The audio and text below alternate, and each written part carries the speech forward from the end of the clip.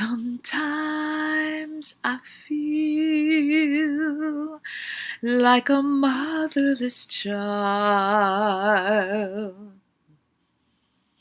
Sometimes I feel like a motherless child.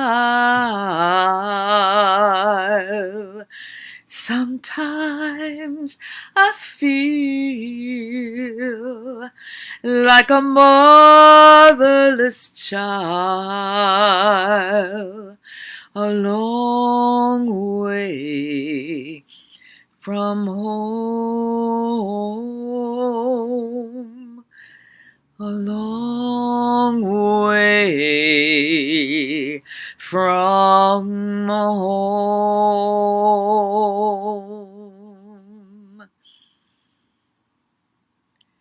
June 1989. Sister, Doctor, and now Servant of God Thea Bowman sang that as she sat before the United States Catholic bishops. She was giving a speech to the gathered body, a speech entitled, "What Does It Mean to Be Black and Catholic?" She started off singing Motherless Child, and then she continued, "Sometimes I feel like an eagle in the air. Sometimes I feel like an eagle in the air. Sometimes I feel like an eagle in the air. A long way, a long way, a long way from home."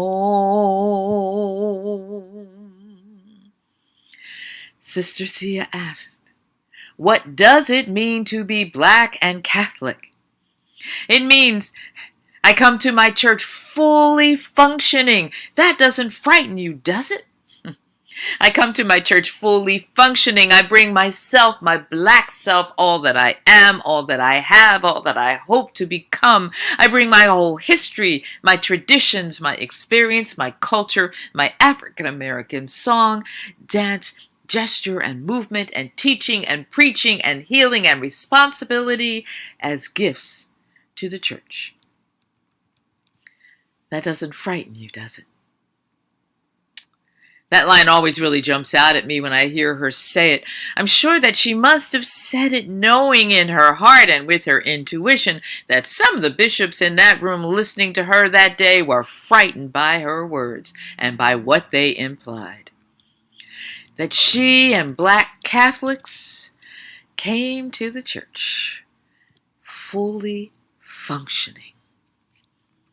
Now, in these days of pandemic and protest, I think a lot about Sister Thea.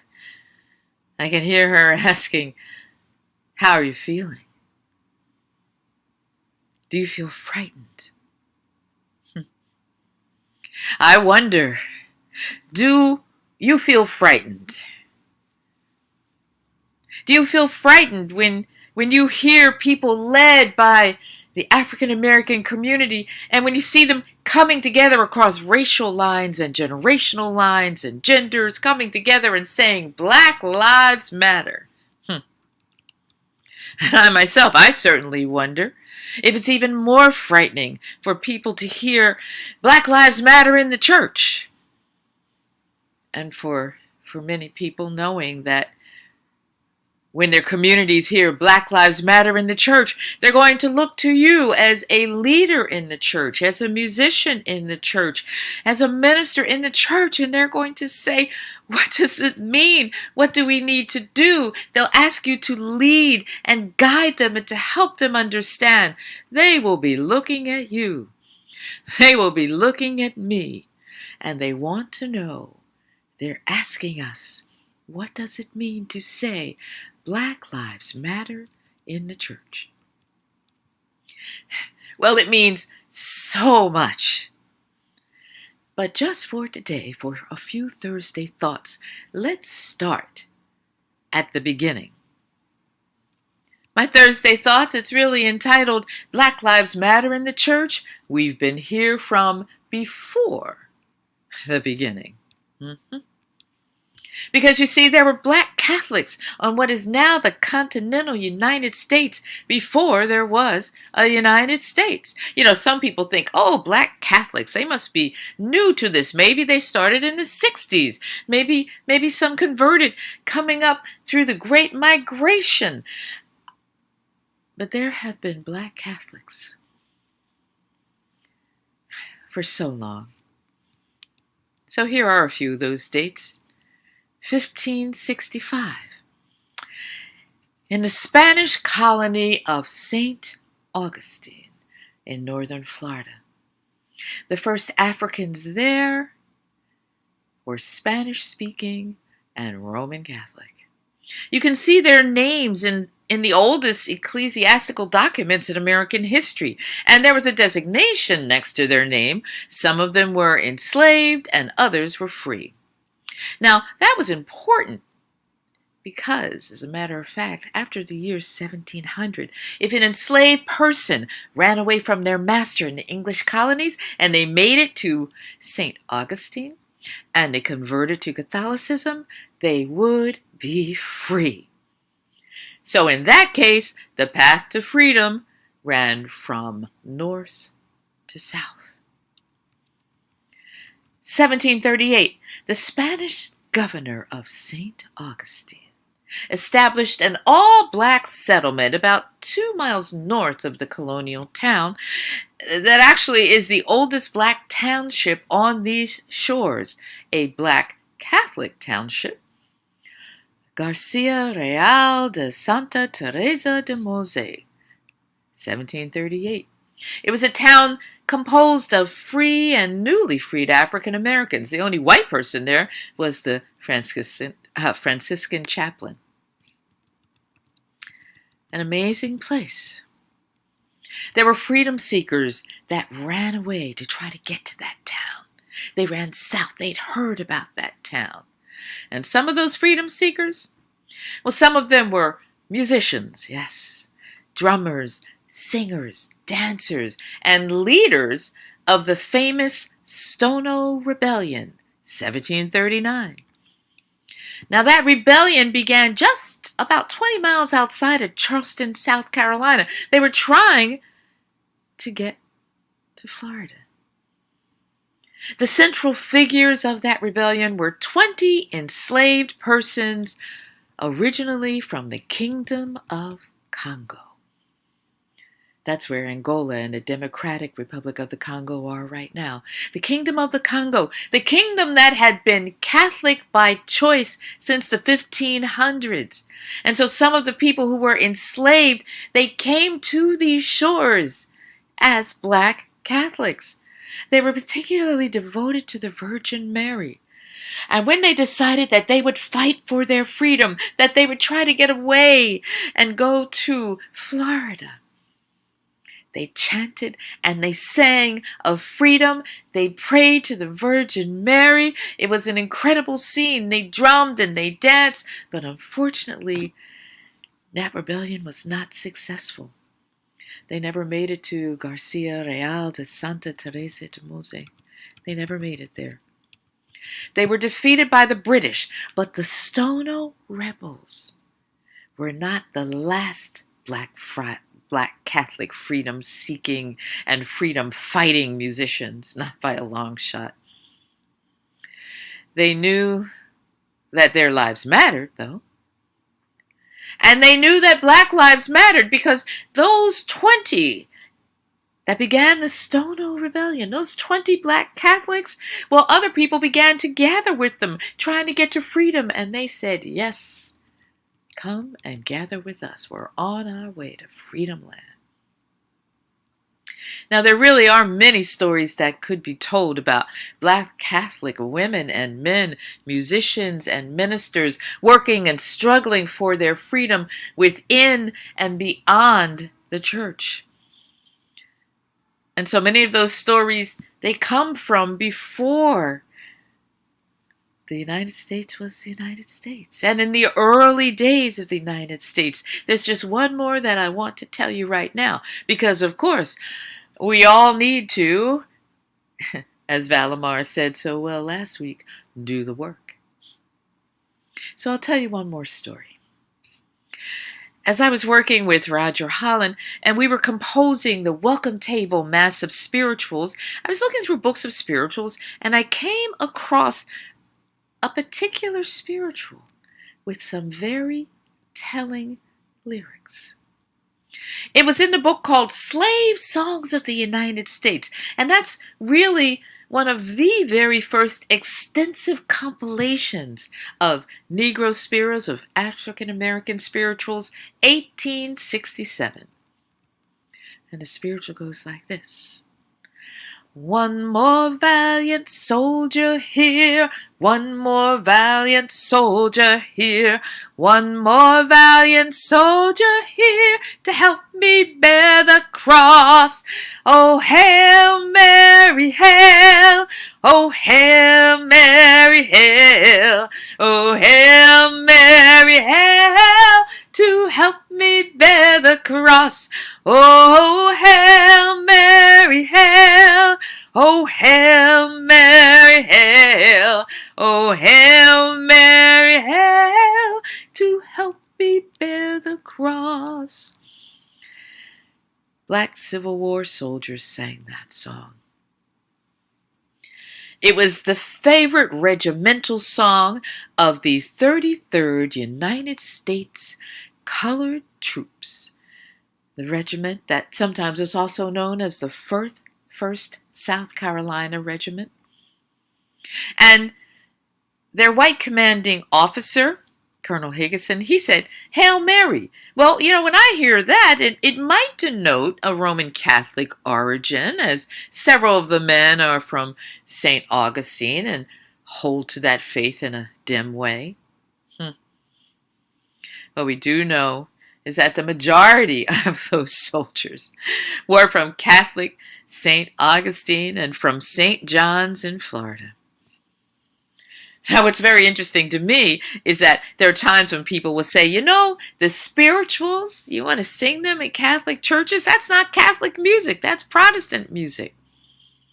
But if so many of those soldiers are coming from Catholic St. Augustine, from Catholic St. John's, well, the other songs that they sang that are recorded in that Slave Songs of the United States, they are also of Catholic origin.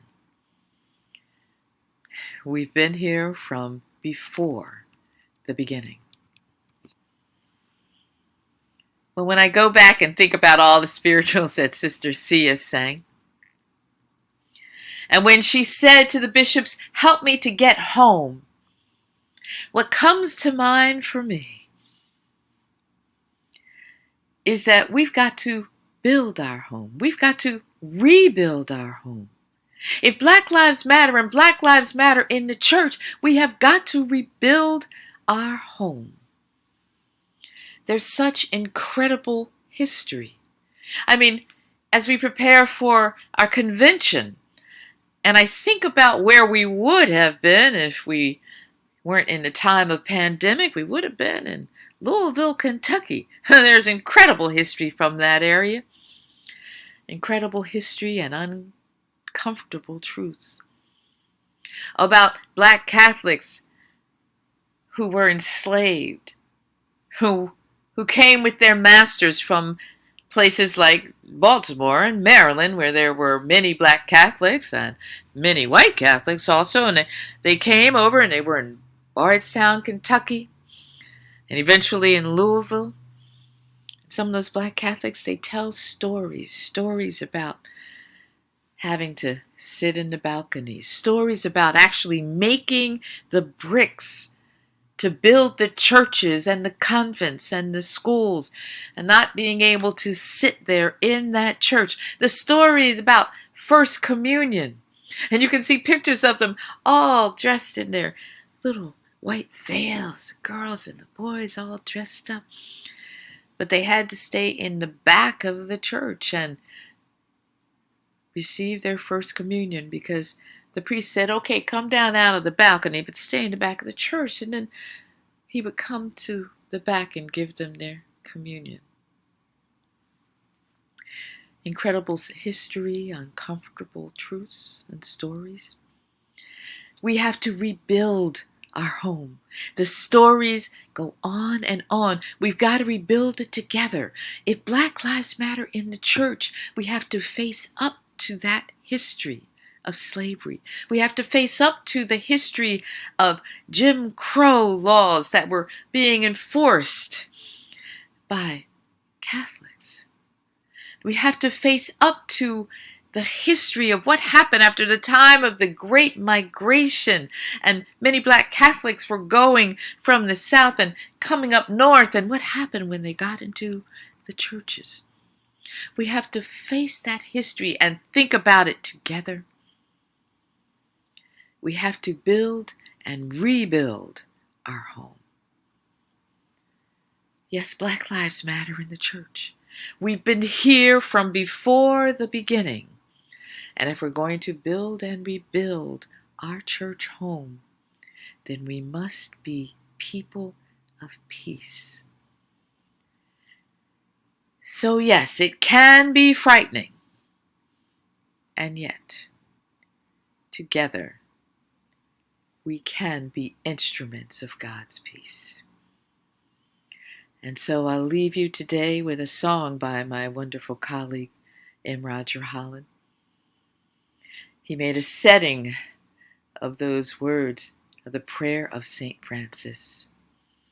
And I continue to pray that as we move forward through this time of pandemic and protest, that together we will, we can, we must be instruments of God's peace.